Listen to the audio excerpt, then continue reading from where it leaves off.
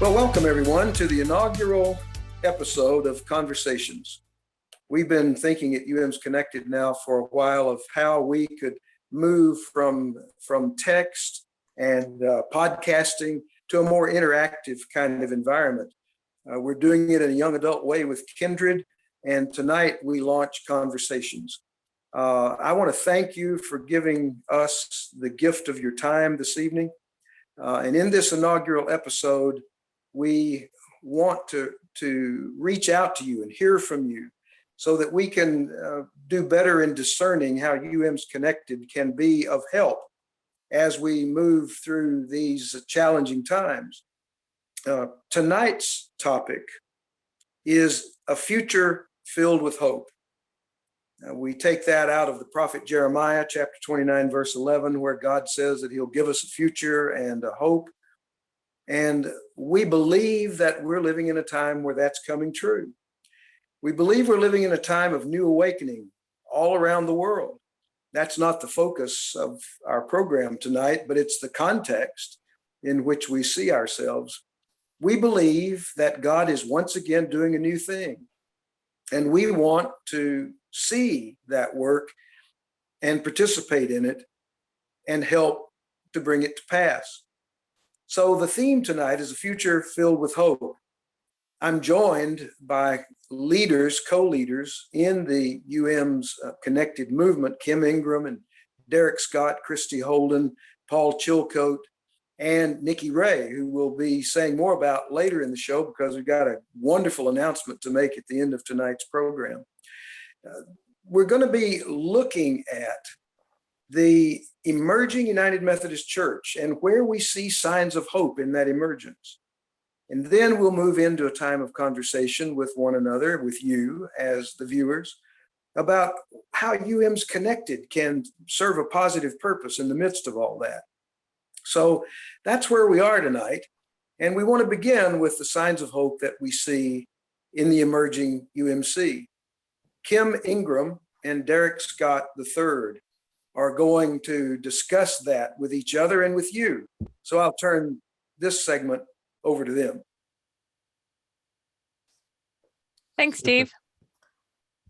Awesome. Well, Kim, it is good to be with you and good to be with all of you. Grateful to Steve for leading the way. Hope everybody's doing well this evening. My name is Derek Scott III. I'm a lay leader, co-lay leader of the Florida Conference, as well as a campus minister, moving into digital ministry in Jacksonville, Florida, and gonna be chatting for a few minutes with my really, really great friend, Kim Ingram, and I'll just give Kim an opportunity to introduce herself. Hi, friends. It's good to be with you tonight. I am Kim Ingram. I work on conference staff in Western North Carolina and have known Derek for a while. So the opportunity to get to be a part of this together has been exciting. Some of the others in the group are new to me, and we have really enjoyed making some new friendships and working together. So I appreciate being a part of UMsConnected. It's awesome. Grateful for you, Kim, and just always a joy to do all kinds of really cool, fun things alongside you. You know, UMsConnected has come and emerged at a critical moment in the life of the United Methodist Church, specifically in the Florida and Western North Carolina conferences. We want to just take a moment to name some of that. As Kim and I were talking about a week ago, just about this time that we had in this space, the word transition is what really came up for us, and really thinking that this time of many things that it is a season, a moment of transition, both for the church and I actually think for the world. You know, in the context of human history and national history, you know, one of the things that really marks this moment that we're in, this transitional time, if you will, is that nothing really means the same things that it used to. It seems to me that we all used to have sort of these common understandings of what certain things meant. We all, you know, common news sources or even common understandings of what democracy is, common understandings of what work is and how, you know, a full-time job used to be sort of this one thing that you did and it was 9 to 5, and you kind of had the trajectory, like you started out and then you climbed the ladder and then retirement. And that was something that we all understood, but we're clearly not in that space anymore, right? Like there's much that has changed. And in a sense, we're in the midst of a lot of that change. Like I said, the world has changed. COVID has changed us. Polarization has created lots of transition, diversity of populations. And I am going to ask friends if we could try to mute ourselves as we come in. Really grateful for folks being here. But again, we're in this weird transitional time. Not just the context though, right? Like even the emotions that we are feeling, I think, are new and hard to describe, hard to process. I'll be honest with you, I sat in some meetings the last 2 days that caused me to have to work through anger in a way that I've not had to work through maybe ever. And I don't know if that's been there for you, but then sadness, like the grief of what's happening in our denomination and our conference, sometimes even in our local churches. And it's not that I've not had grief before, but it's almost like it's hitting in a very different way. So I've said a bunch of stuff about what I think might be marking this season of transition, if you will. Kim, is there anything that you wanted to add to that? And then we might give folks an opportunity to speak into it as well. The only thing I was thinking of that's kind of an example that you and I had talked a little bit about that churches have been experiencing during COVID. And we all know this, that churches, do we mask or do we not mask? Do we meet in person? Do we go virtual? And if we go virtual, then when people start coming back, do we stay virtual? And I think those are just some of the kinds of questions in the transition that got heightened by COVID and sped up by COVID, but that really are part of who we are as a society and a culture and people in the church that we would have been facing anyway at some point.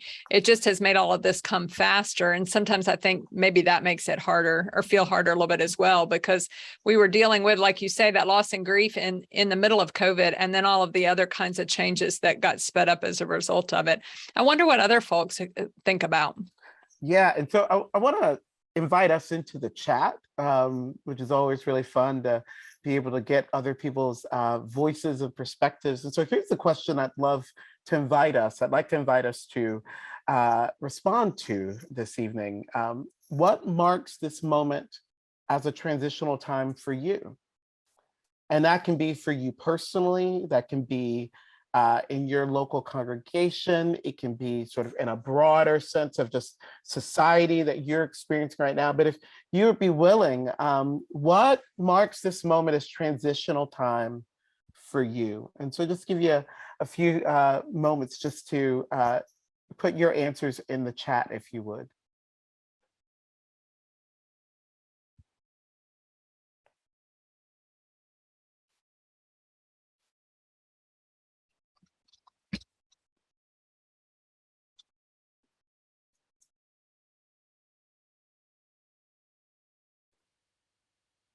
Oh, Kim, that's great.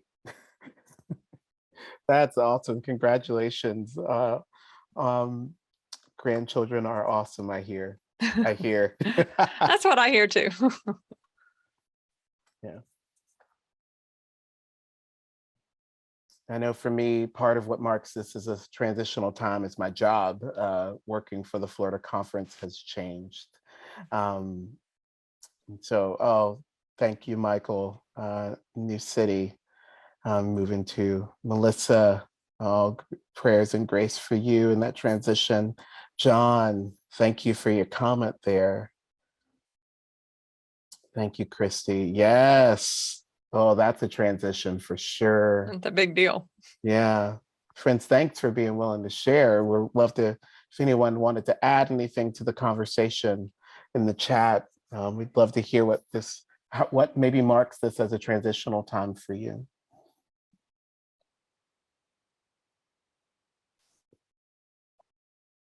And people can continue. Yeah. We would invite you to go ahead and keep putting into the in the chat as you want to and thinking about it. But we want to shift the conversation a little bit from transition toward hope, which is what Steve introduced kind of the whole evening about, our signs of hope and indicators of hope, especially in what it's going to continue to mean to be United Methodist. And there are a lot of words out there that seem to indicate things other than what those of us on this call, I think, want to be a part of as the United Methodist Church, or think that we will be as United Methodists together. So, of course, just a couple of things to name as we start the conversation that will keep Jesus at the center and that will continue to be growing disciples in love of God and love of neighbor. Those are just foundational for who we are as United Methodist Christians. And all that means will continue to be a part of who we are. But one of the things I think I'm most excited about, and it came up in a podcast that we recorded today, is about the role of the church, the role that the church can play in meeting the needs of the world, healing hearts, making connections, creating partnerships, building relationships. We recorded a podcast today that will come out in October, but the conversation featured two clergy who each had training and experience, one in community organizing and the other in asset-based community development. And while those aren't new things or new tools, to hear them talk about how they've used them in the church in order to really engage their communities in ways that bring about change, I just think that that's an opportunity the church will have as we begin to think about what the needs in our communities are and really what the role of the church could be in meeting those. So that's one thing that excites me. Another is, I think, a growing partnership between laity and clergy. Derek and I are an example of that here.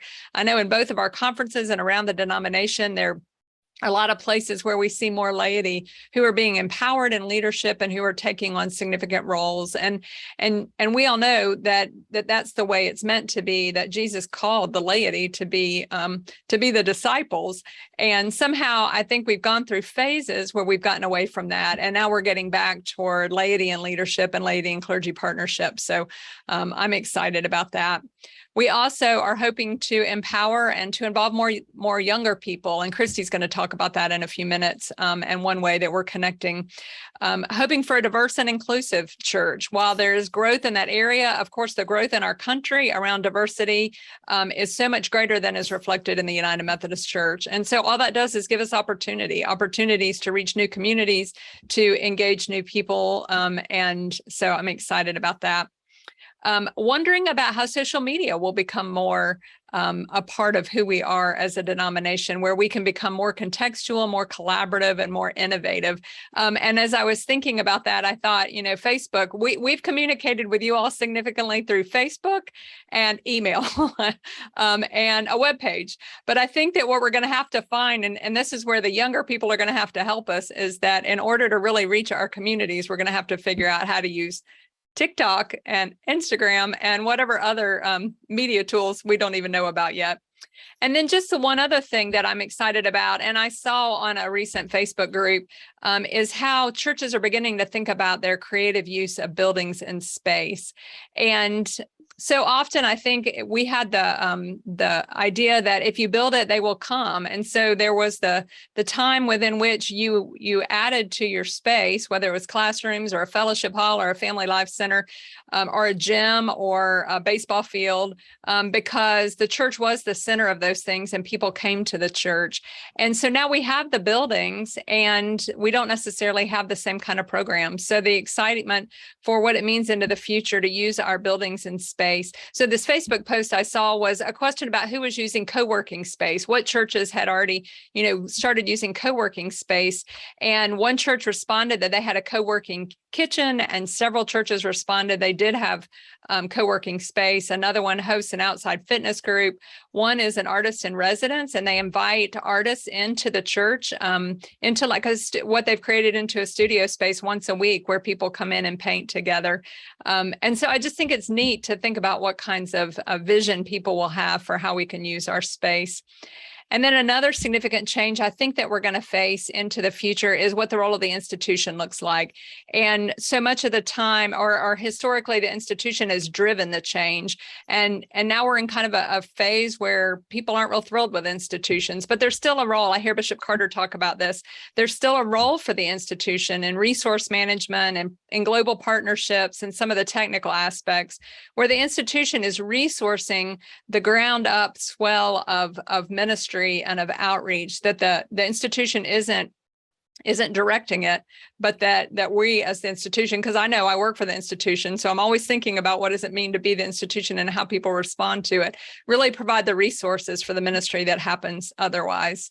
And then one thing that you mentioned, Derek, was when you and I had this conversation, is that the work's going to have to come from the ground up, and that we can't count on someone else to do it. And that someone else can't be people in the church, but it also can't be people in our communities. Like, I love the idea that we center our churches in our communities again, and not only as worshiping in spiritual space, but also what does it mean for the church to affect the community? And the example you gave to me was medical debt payoff in a community. And I remembered reading a story about that, where First Methodist in Franklin did a Burn the Burden campaign, where they alleviated medical debt for families. And it's interesting even to me how this works, but they wanted to alleviate about $3.1 million in debt. And so they raised over $31,000 to do it. But instead they were able to alleviate or purchase over $4 million in medical debt to help 2,800 families in kind of the area down there. And so I just think that's an example of hope that the church is providing for our future, of what it means to be in the center of a community making a difference. What do you think about, Derek? All of that, and I was in some of our meetings that I was in this week. Bishop Carter was in one of them. He kept talking about story, and one of the things that I realized is that some of the season that we've been in, this transitional period, is forcing us to reconnect with our Wesleyan story.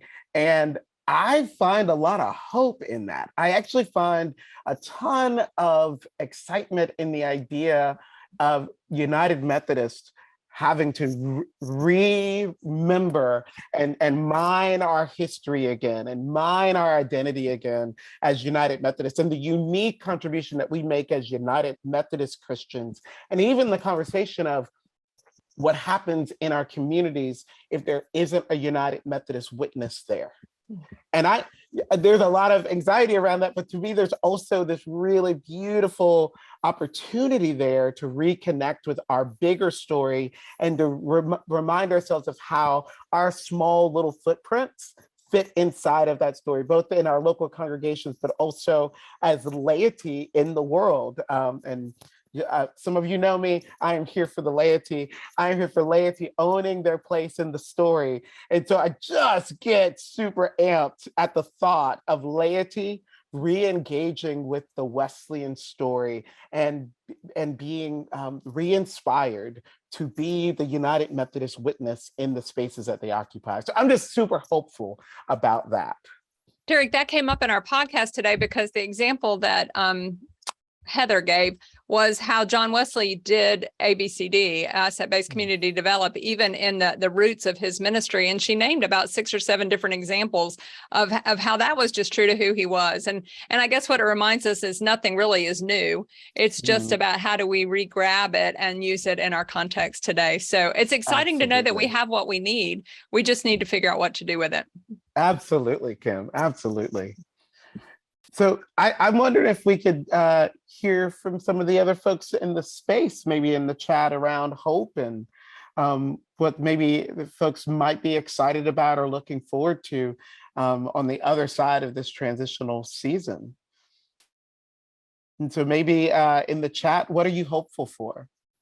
What are you hoping for? And what are the opportunities that await us in United Methodism broadly, but maybe in our communities, as we continue to navigate this transitional season, get on the other side of it? What gives you hope about the United Methodist Church? And you can just put some of those things in the chat if you're willing.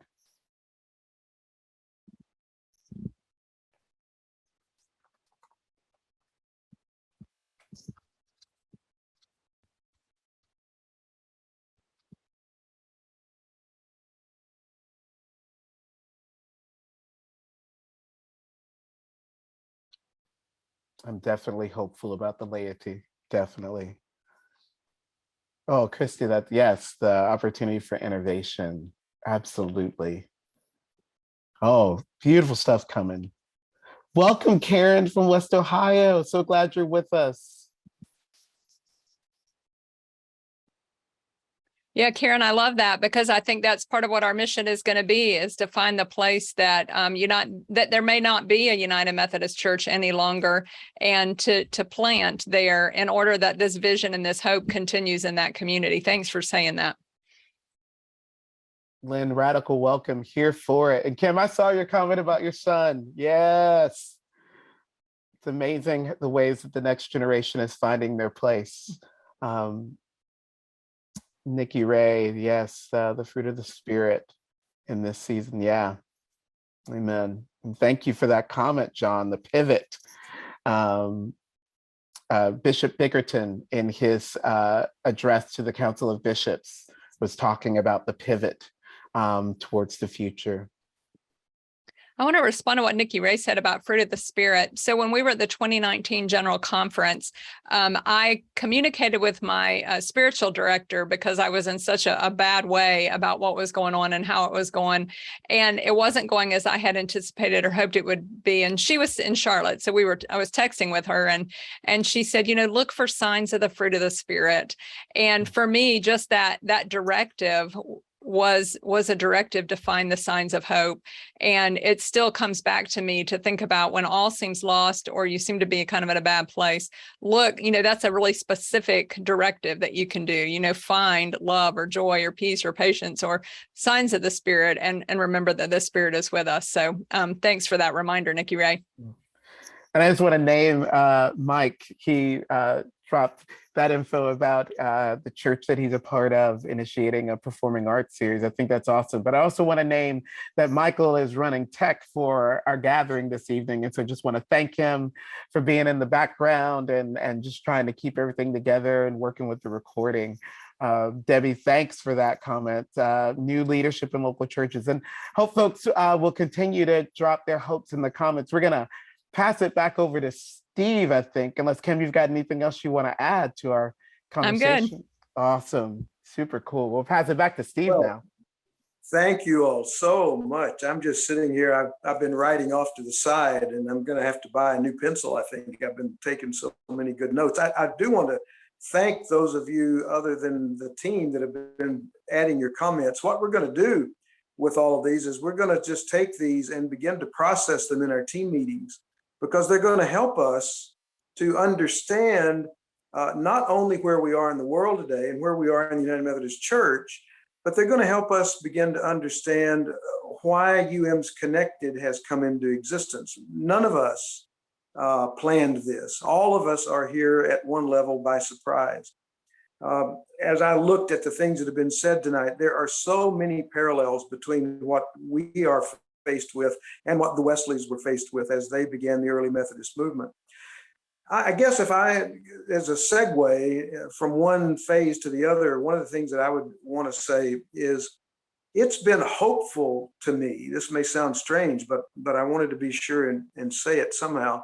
It's been hopeful for me to understand that times of awakening are always difficult. You think, well, this is a time of hope. We ought to be able to see all these wonderful things and good things. And we've named a lot of them tonight, but they're in the context of discouragement and heartache and struggle. And that's always been true. If you study liminal space, for example, you know that it's that in-between time when you're moving from the old that has to pass away so that the new can come. That in-between is a really hard time. So one of the places where I find hope is just that there is struggle, that people are not settling for the status quo, that we are willing to make gourmet burgers out of some of our sacred cows. Those are indispensable qualities in a time of awakening. Paul, in his writing to the Galatians, likened the formation of Christ as labor pains. Well, any woman listening tonight is going to understand that you don't give birth apart from pain, and neither are we. And so spirituality is reality. And some of the things that we set up at the very beginning, the church struggle, the new jobs, parenting our parents, wondering what children are going to do with new driver's licenses, all these kinds of things are part of the story. And so we are going to see these struggles as signs of hope, not discouragement. That doesn't mean we aren't discouraged. And we certainly understand that they're challenging, but we're going to look through those things to see that God is saying, behold, I'm doing a new thing. And even the struggle is hopeful, because it means we're just not going to settle for business as usual anymore. And the fruit of the Spirit, Nikki Ray, really does come in at the heart of that, as you know, and you've reminded us tonight, and I thank you for that. Now, in the midst of all of this, UMsConnected was born in the heart one day of Bishop Ken Carter, and he called me, and we talked about what the role of the church needs to be in this liminal space, how we can care for people who are unsettled. And in many ways, UMsConnected has come into existence. I'm saying that we're 3 months old tonight, actually, believe it or not, 3 months old. And we are very much in a time of discernment. These signs of hope that in this first segment tonight have been so helpful. And we'll take those and move them now into the space that God has given to us called UMsConnected, realizing that we are by no means the only oasis in this journey. We are not the only place to go. Be UMC and UM Next, and we could just go on and on and on about the places where God has raised up servants, people with humble hearts and caring spirits that can begin to address. We see at the core of UMsConnected what we're using the phrase spiritual formation in the Wesleyan tradition.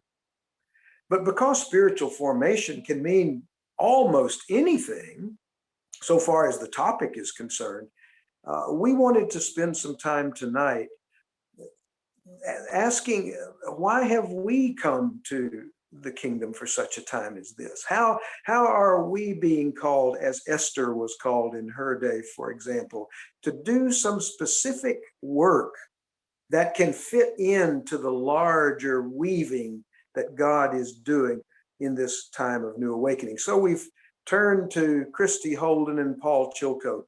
Turning to Christy because she's already out of the gate with our first live interactive ministry that we're calling Kindred for young adults. And I'll let her talk about that and how that fits into the innovative idea that she raised a little while ago.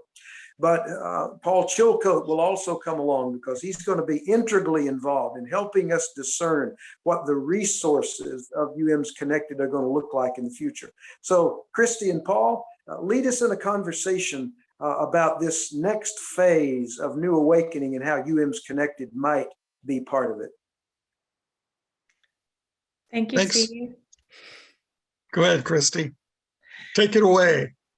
All right. I'm Christy Holden. I am the campus minister for Gulf Coast Wesley in Southwest Florida, and also the director of Kindred. And I'm just thrilled, honestly, to have a place to pour energy into the creation of new wineskins for a new day. It just feels so good to be a part of creating sort of a sacred pathway to the future with all of you and with those we haven't met yet. Over the last few years, I'll just share, for me, I think just a deepening sense that the Lord was leading me in a passion and conviction for those who are dislocated, who've been disconnected, who feel disallowed or have been disallowed in our churches. And so I've laughed with my elder colleagues and said I've become a very deacony elder. I enjoy sort of being at the edge. And what I'm hearing from, particularly from our young adults, at least in the context where I am and now in the work with Kindred, is this sense that there's really a deep longing for connection, for community. There's the heaviness and burden all of us experienced in some way or another, and loneliness in the midst of the pandemic shutdown and the isolation of all of that. But it lasted for so long that it almost has this sort of traumatic residue of disconnection and isolation that none of us are really clear about how to undo or rewire. So while the young adults I'm interacting with have expressed that, they're still also sort of at a loss for how to create new connections and build new relationships, and particularly with the disintegration of the churches that they had been attached to, or the structures, at least within the church, that they had maybe depended on. Now they're really left kind of without a net, or feeling like they are, and wondering where can they reach for those connections and those resources. And of course, then they come with many relationships and many, many friends who never were connected in the first place, and have always longed for that and didn't know where to find it. So I'm excited that we're in a time and a space where we're creating resources, not just for those who need care as they transition maybe out of a congregation or from a part of the church that is going in a different direction and looking for a new place to worship or a new community to worship in, but also for the people who never had it in the first place. And that a renewal of our Wesleyan theology that's so accessible for people who are outside the church, a renewal of the value of the laity and leadership, as we've talked about, and the sort of groundswell of the Holy Spirit operating through all of us, that the institution resources instead of driving. I mean, all of that creative energy is so winsome to people who are outside of our current fellowship. So I'm just really excited about all of that. And so, Paul. Yeah, thanks, Christy. First of all, it is just so great to be on the same screen with Christy Holden. This evening is worth that to me, if nothing else. So, Christy, just great to be next to you on the screen right now.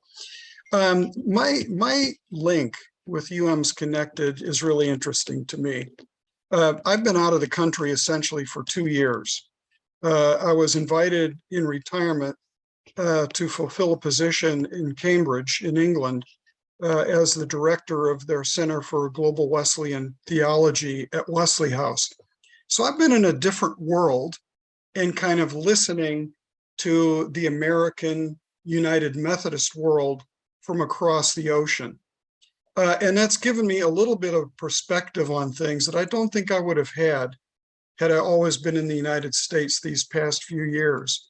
But even before leaving for England, I'd say at least for the last 5 years or more, with all of us knowing that an imminent division was happening in our beloved tradition, what kept coming to my mind and my heart were what I called the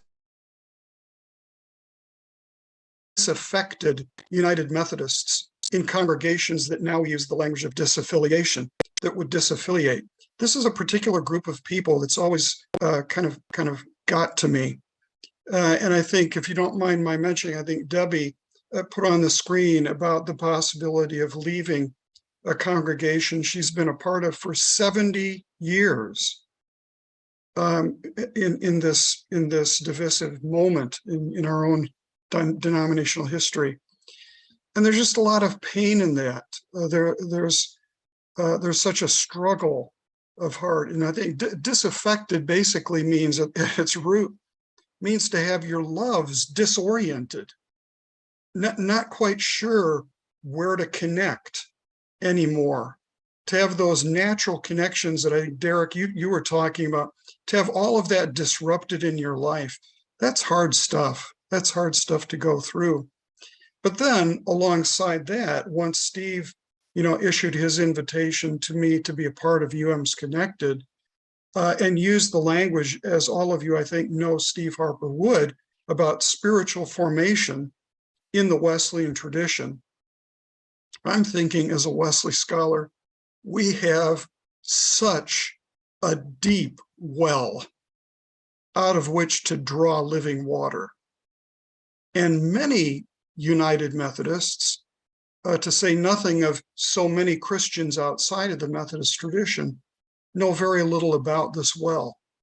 They're not even sure where to find it.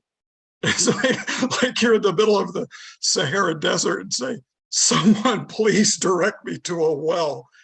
And there are some of us, I think, who know where that well can be found and can bring resources to bear upon our current situation that are important not just for disaffected United Methodists or United Methodists in general, who might have an interest in deepening their own spiritual journey, deeper into love with God and deeper into love of others, to say nothing of those outside our tradition, for whom we have amazing gifts to offer in this deep well of this legacy of spiritual resource.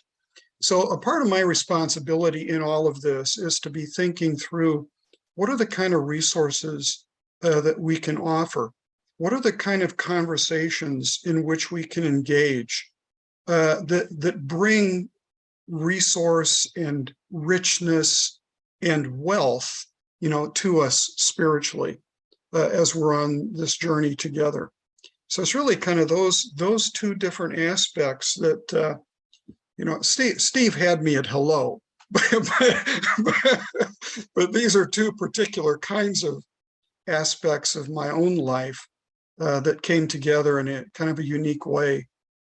One of the things I might say, Christy, is that we've kind of intentionally designed this segment of our time together this evening to move away from chat and into a more dialogical kind of framework on screen. So want to give people an opportunity to kind of speak into the ongoing development of UMsConnected, to bring their own insights and their own needs and their own desires to us. When I was still in England, and I've not been back a very long time, just about a week or so, but when I was still over there, one of the things I said to Steve, I said, I think it's really important early on, and we're still very early on, it's really important early on for us to hear from those people who are being drawn into UMsConnected exactly what you want. What is your deepest desire out of this? Those of us who've been in leadership related to this, we can create nice lists of all the things we think you need, but that's not the point. The point is for us to be responding to the needs that are there as you perceive them in your own location, in your own situation in life. So one of the things, I might just shift back to you quick, Christy, for a little bit back and forth before we open the screen, so to speak, to others. But one of the things I want you to know, those of you who are not part of the leadership team and on this call, is we're here for you. We're here for people like you who have reached out to us and said, maybe there's something here for me. Maybe there's a connection here that I need in my life. Whether you find yourself in a situation like Debbie's, or whether you find yourself in a situation where you're a United Methodist just trying to learn more about what it means to be Wesleyan or Methodist, whatever that is. But I don't know, if Christy, if you have any other reflections you'd want to share out of that scattering of ideas I've just thrown out. No, I think you've done that really, really well. Thank you for the scattering. But yeah, I think the only thing I would add is that I really believe for the longest time, and as a campus minister, seeing sort of a constantly evolving population. My congregation is always changing. It's always turning over, just because of the nature of the context. And what God's shown me over and over, I feel like is that we have such a gift in being able to listen well to the people who are before us, and to be able to look for, as Kim shared earlier, to look for the assets, right? The Spirit is raising up all kinds of giftings and creativity and experiences and insight in each of us. And if we're present to that with each other, then no 2 years of ministry, no matter what kind of liminal space we're in, right, will be the same, because we're attentive that way to one another. So I appreciate your comments about that. And and I'd really like to be attentive to those of you who are not on the leadership team, to listen to some of you share some of the things that you care about, what you want to learn about, what kinds of help or support do you feel like you might need, or have you heard others asking for? How can we be of use to you? Yeah, so we have some time now to kind of open up the mic, so to speak, to any of you who would like to share with us. What are your hopes? What do you want? What are you looking for? What do you hope UMsConnected can be for you, for your people, your community, whatever the configuration of that might be. So we have our tech folks who are going to help us navigate our way through this. But I would say, if there's anyone that would like to make a comment, simply unmute yourself. There aren't so many of us that it's going to be a collision here. But if there's something you'd like to share in terms of your desire, what you would like to see UMsConnected doing, now's the time for you to share that.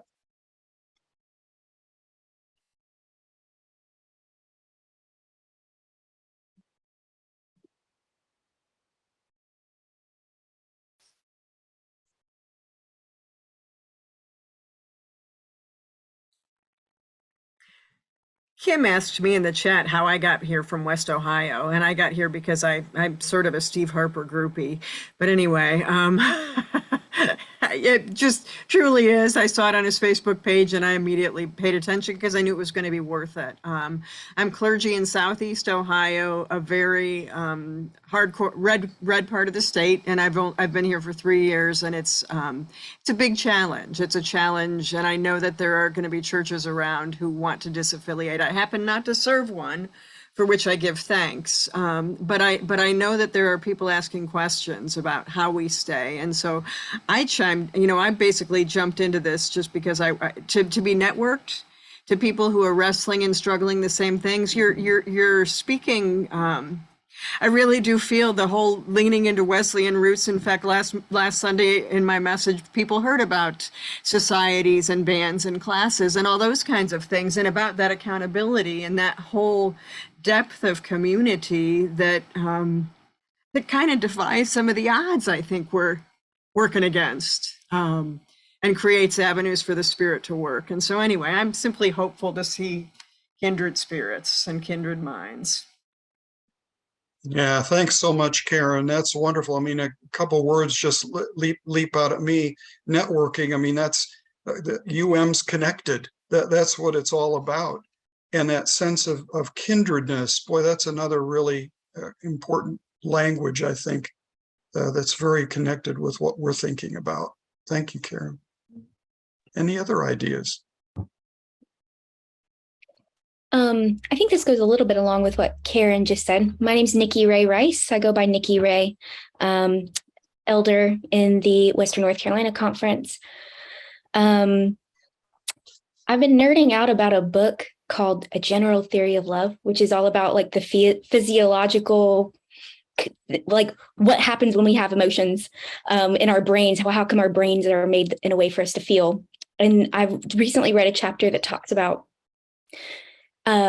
ruptured relationships and what it does to our limbic systems and the physiological pain that comes alongside ruptured relationships, and how deeply we as humans feel ruptured relationships. And one of the things in the book says that the potential for pain from ruptured relationships has a mirror image, which is the potential for transformative healing in healthy relationships, which I find beautiful. Our brains, our chemistry will change with a loving, healing relationship. Isn't that like God made us that way? Wow. And I think hearing about making new connections and new relationships amid such a long season of rupturing, right? That it can be a place of grace and of being transformed and being healed. And I think that's a place of hope that I see in these conversations. Just the sheer power of a new relationship is really beautiful. And there's an article that pointed me to that book. I'll put it in the chat box by one of my favorite essayists, Maria Popova, that kind of gives a summary of that idea. But yeah, I think that's some things coming to my mind.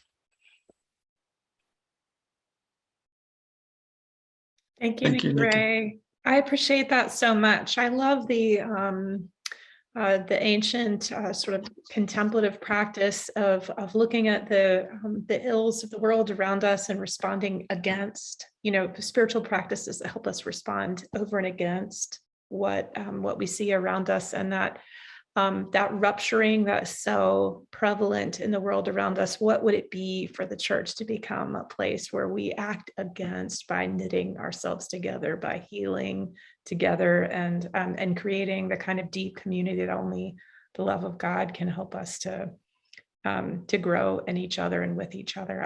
I love that. Thank you, Nikki Ray.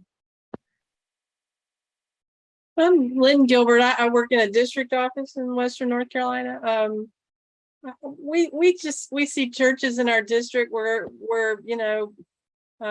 there's perhaps a 2/3 majority of people who are going to vote to disaffiliate, and the pain that the group that doesn't want that to happen is experiencing is just palpable, and a place for those persons to connect and see the hope of the future and connect with people who are also experiencing what they are,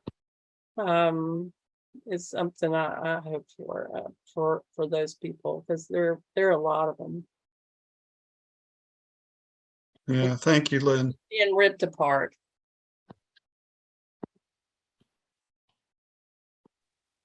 Okay, this is Debbie. I think I've figured out how to use this maybe. But I'm in a situation that Lynn just talked about, I think. And so I've just kind of like gotten to the point that I need to figure out a go forward plan.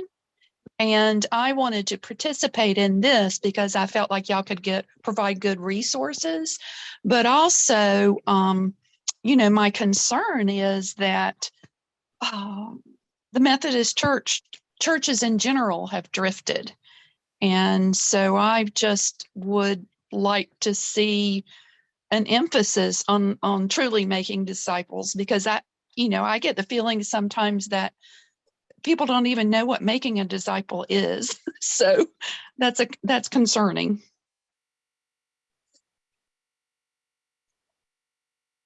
Yeah, So, thank you. Thanks, Debbie, for raising those. Melissa, go ahead. Good to see you, hey, Melissa. Paul, so good to see you.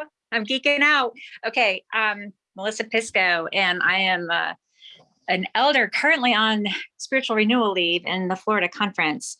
And I only share that part of it because it's been an interesting time. I've shared with some of my friends that while on leave, I've struggled finding a church to go to.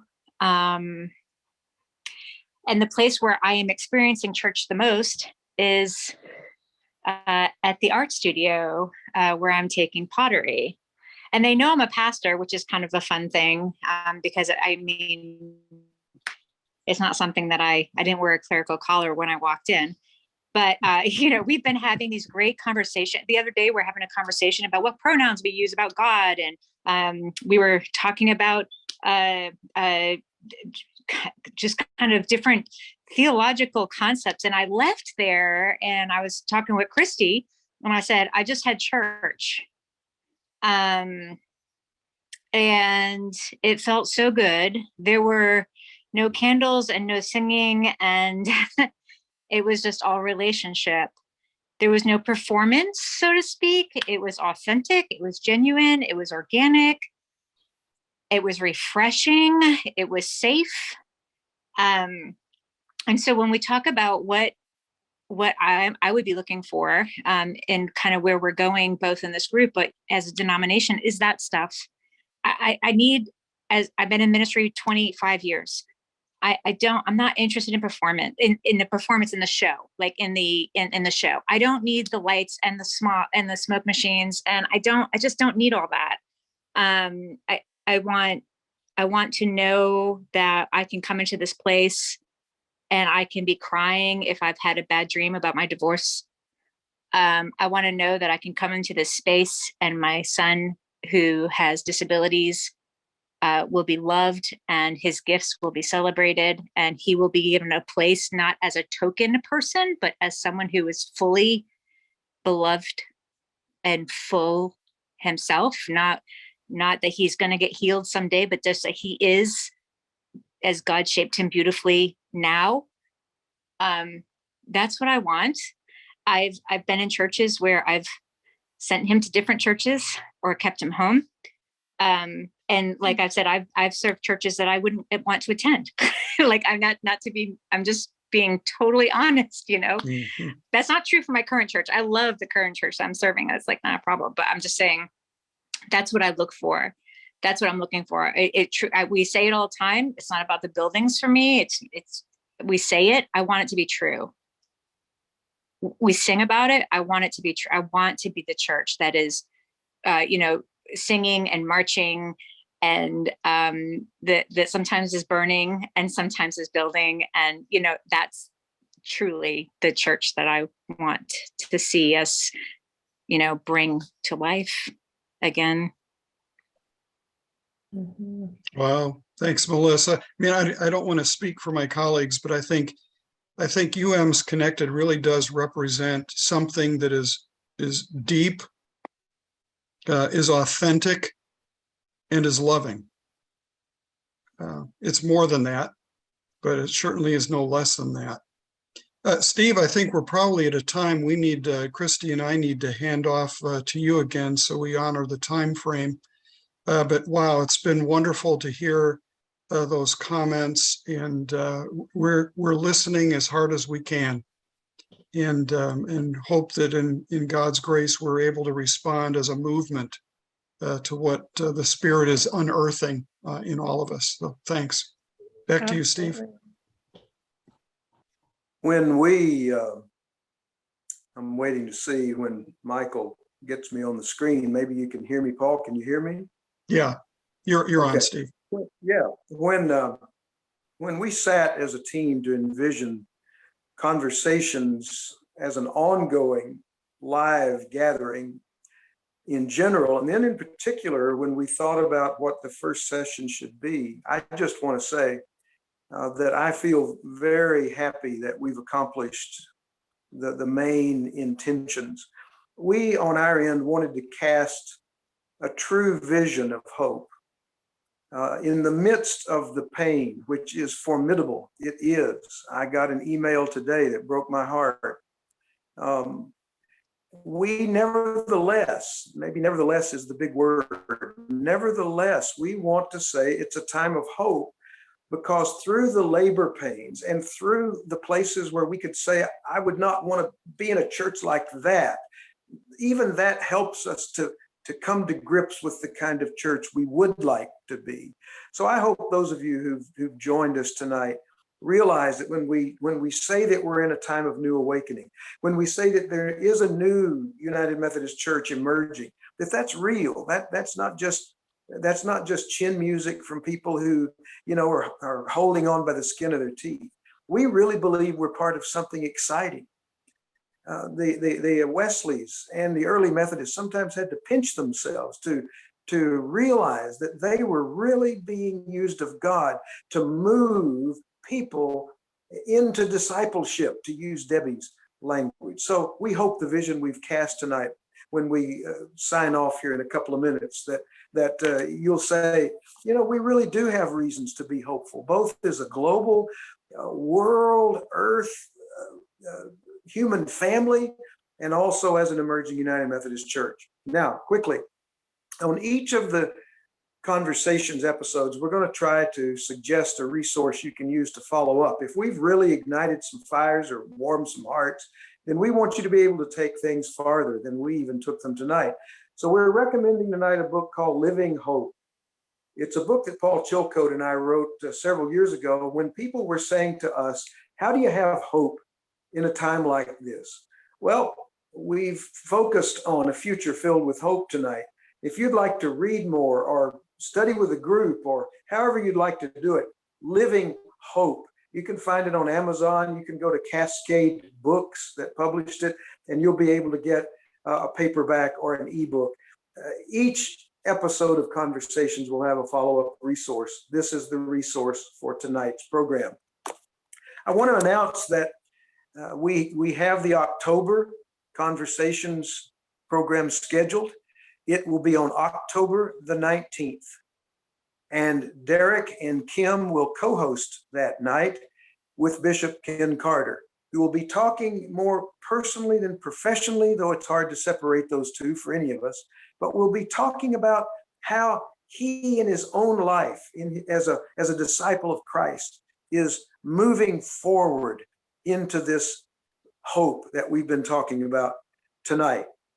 I want to remind you that this episode and all of the others will be available on demand. Michael, who's been our tech person tonight, and we're going to talk about how to do that.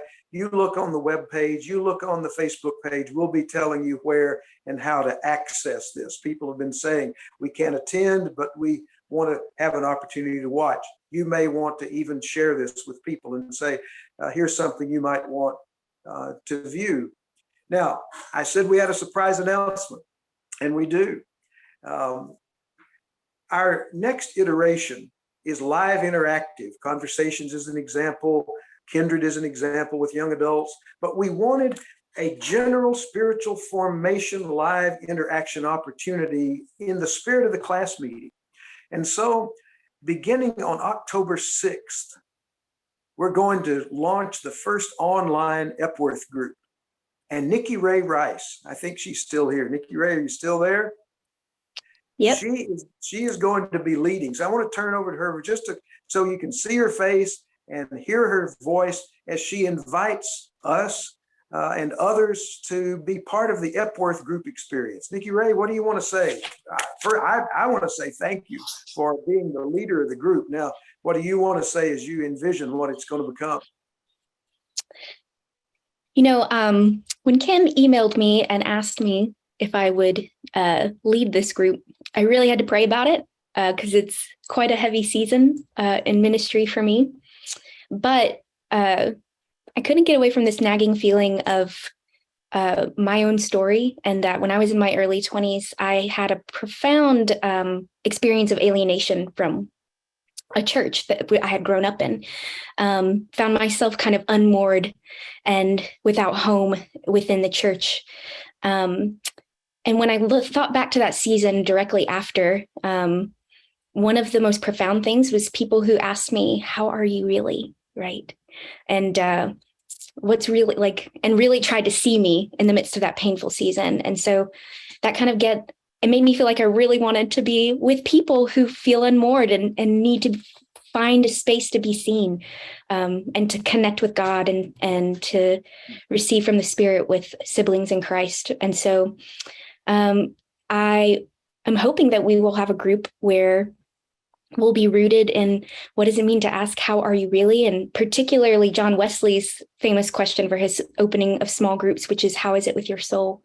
And so the main point of the group will be to just connect and to connect to some holy practices of listening to each other, the vulnerability of naming how we really are and praying for each other. And then also for the first 5 meetings, we'll let Elaine Heath's very short little red book called The 5 Means of Grace kind of guide us through each week. So we have a a place to root with our ideas. And yeah, so I'm looking forward to a space of spiritual formation that's just deeply rooted in the question of how is it with our souls, and letting that be the space where we can be shaped by the Spirit and shaped into this Wesleyan tradition of the class meetings, particularly around our just spiritually connecting with one another. Yeah. Nikki Ray, I can tell by your spirit and what you've said that people who become part of the Epworth group are going to have a wonderful experience with you. And I just want to thank you again for doing this. Let me say to the folks who have tuned in that tomorrow on the Facebook page and on the website, we'll be giving you additional information about the Epworth group that will be starting on October the 6th and continuing after that. So you be on the lookout for more details and ways that you can connect with Nikki to ask your own questions and plan to become involved. Now, I just want to say very quickly, because we're a little over our time, thank you for being here tonight. Those of you who've joined us as a UMsConnected team. We are leaving this night encouraged. We are leaving this night inspired with hope and believing that some of the input tonight is fodder that God is going to use through the Holy Spirit to direct us in how we'll be moving forward in the days ahead. Remember the October 19th Next Conversations gathering with Derek, Kim, and Ken Carter. I'll just sort of pray with my hands up tonight and say, thanks be to God that we had the opportunity together in this place and to talk about the things that we've talked about tonight that truly do give us hope and also give us direction as we seek to respond to what God is doing in the world and in the church today. Thanks be to God. Good night to everyone.